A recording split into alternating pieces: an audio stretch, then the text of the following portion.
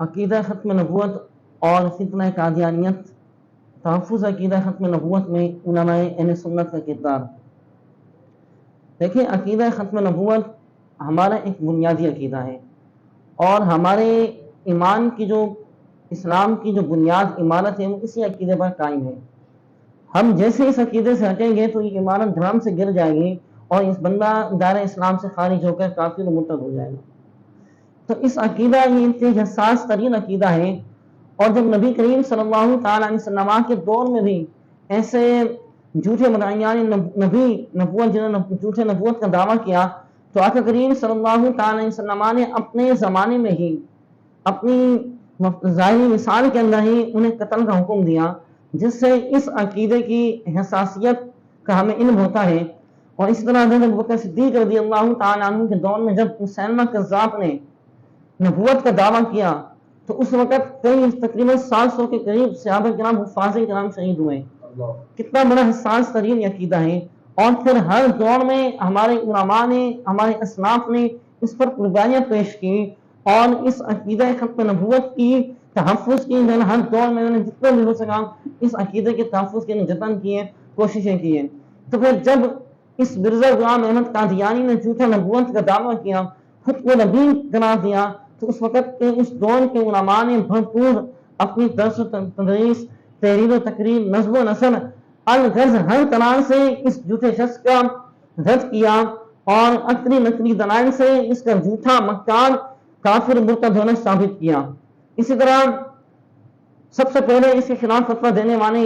ہمارے مناظر اسلام علامہ غلام منصور نقشبندی حنفی کسوری رحمۃ اللہ تعالیٰ علیہ نے اس کی کتاب براہین احمدیہ کے رد میں بھی کتاب لکھی۔ اسی طرح کئی ہمارے اسلاف نے، امام احمد رضا خان رحمۃ اللہ تعالیٰ علیہ، اعلیٰ حضرت الشام، ہمارے امام اہل سنت نے اس شخص کے رد میں تقریباً 5 رسائل لکھے، جو کہ اس میں سے ایک کا نام المبین الختم المبین بھی ہے، یہ فتاوی نسوہ کی 14 نمبر جلد میں موجود ہے۔ اسی طرح مفتی حامد رضا خان رحمۃ اللہ تعالیٰ علیہ نے، اسی طرح کئی ہمارے اسلاف نے، اسی طرح ہمارے پیر مہر علی شاہ، جنہیں عقیدہ رد قادیانیت پر جن کا بڑا عظیم کارنامہ ہے،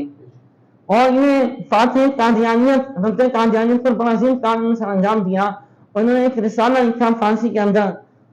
وہ بھی آپ قابل مطالعہ ہے۔ اس طرح کئی ہمارے علماء نے جو ہے نا اس میں اپنی خدمات سر انجام دی، اور اپنے یہ دور میں اپنے طرز تندریس جس طرح ان سے ہو سکا اپنے قلم کے ذریعے، اپنی تقریر کے ذریعے، اپنے درس کے ذریعے اس فتنے کی جو ہے نا اس فتنے کا رد کیا، اور بالآخر 1953 عیسوی میں پاکستان بننے کے بعد، تو یہاں پاکستان آباد ہونے کے بعد ان قادیانیوں نے بڑی زور و شور سے اپنے اس فتنے کی، اپنے اس مذہب کی ترویج و اشاعت شروع کر دی۔ تو 1953 میں غیرت مند باشعور مسلمانان پاکستان میں حضرت علامہ محمد احمد قادری رحمۃ اللہ تعالیٰ علیہ کی قیادت میں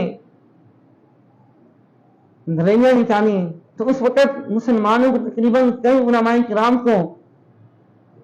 قید بھی ہوئے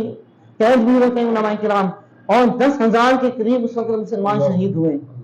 پھر بالآخر یہ مسئلہ چلتا رہا۔ 1974 عیسوی میں قومی اسمبلی میں یہ مسئلہ اٹھایا گیا، اور ہمارے کئی علماء کرام نے درخواست جمع کی۔ بالآخر ہمارے امام اہل سنت امام شاہ احمد نوانی رحمۃ اللہ تعالیٰ علیہ کے بل پر اسمبلی میں، ہماری پاکستانی اسمبلی میں اس مسئلے کو اٹھایا گیا، اور پھر آخر ایک دو ایسا اس وقت بھی 1974 عیسوی میں بھی ہمارے کئی علماء کرام کو قید و بند کی صعوبتوں سے گزرنا پڑا، مشکلات سے گزرنا پڑا۔ پھر آخر اللہ تبارک و تعالیٰ نے اسلام کو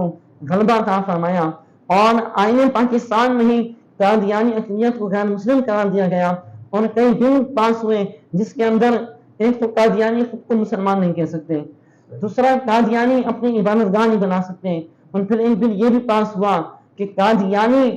اپنے مذہب کی ترویج و اشاعت نہیں کر سکتے۔ اس طرح اللہ تبارک و تعالیٰ نے اسلام کو غلبہ و عروج عطا فرمایا، اور پاکستان کی آئین میں پاکستان کے قانون کے مطابق قادیانی کو غیر مسلم قرار دیا گیا۔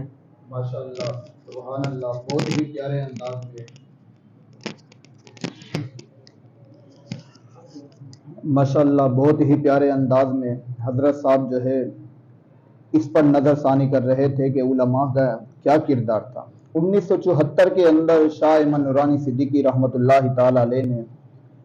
جو کردار ادا کیا وہ قابل تحسین ہے، اور اگر علماء نہ ہوتے تو نہ جانے کیا ہو جاتا۔ اور اس چیز کا سے یہ پتہ لگتا ہے کہ قادیانیت کوئی عام چیز نہیں، ایک بہت بڑا فتنہ ہے۔ اسے ہم خود بھی پڑھیں، پہچانیں، علماء سے سنیں، اور پھر اپنی اولاد کو اس چیز سے واقف کریں، بتائیں ان کو یہ فتنہ قادیانیت کیا چیز ہے۔ اس لیے کسی شاعر نے کہا کہ ہر حال میں حق بات کا اظہار کریں گے، منبر نہیں ہوگا سردار کریں گے، ہمیں اس لیے ہے تمنا جنت کے جنت میں سرکار کا دیدار کریں گے، جب تک دہن میں زباں سینے میں دل ہے کاذب کی نبوت کا انکار کریں گے، جو کہے بعد از نبی میں نبی ہوں وہ جھوٹا ہے، اور جھوٹے کو رسوا سر بازار کریں۔